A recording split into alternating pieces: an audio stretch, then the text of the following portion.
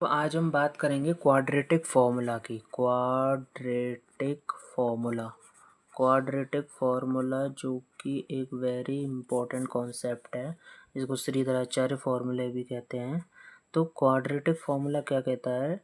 ये कहता है कि कोई भी रूट्स हैं, सपोज करो एक्स की फॉर्म वाई की फॉर्म में, तो उसका फार्मूला होता है -b plus minus under root में d अपॉन 2a। तो यहाँ एक बार प्लस लेते हैं साइन, एक बार माइनस लेते हैं, तब जाकर दो रूट्स निकलते हैं हमारी इक्वेशन के। अब d का फॉर्मूला क्या होता है? B square minus 4ac। अब d की कंडीशंस ये हैं, if d is equal to less than zero, d is equal to zero and d greater than zero. यदि लेस देन ज़ीरो है तो इमेजिनरी रूट्स बनेंगे। इमेजिनरी रूट्स जिनका कॉन्सेप्ट आप 11th और 12th क्लास में पढ़ोगे, 11th में पढ़ोगे इमेजिनरी रूट्स।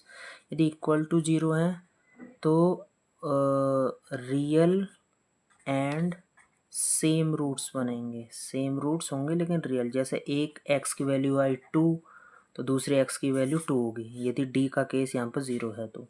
फॉर एग्जाम्पल बताया मैंने ये, फॉर एग्जाम्पल। और यदि d ग्रेटर देन ज़ीरो है, d ग्रेटर देन ज़ीरो का मतलब है कि टू डिस्टिंक्ट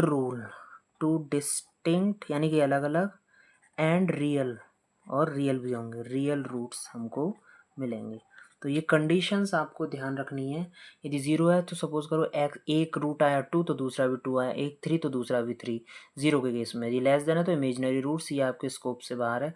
और यदि डी ग्रेटर देन जीरो तो two real distinct and real roots मिल सकते हैं, जो कि बहुत इंपॉर्टेंट कॉन्सेप्ट है आपके MCQ क्वेश्चन के पर्पज से भी और आपके कॉन्सेप्चुअल अंडरस्टैंडिंग के बेसिस पर भी। तो इस कॉन्सेप्ट को हमेशा ध्यान रखेंगे डी के केस में।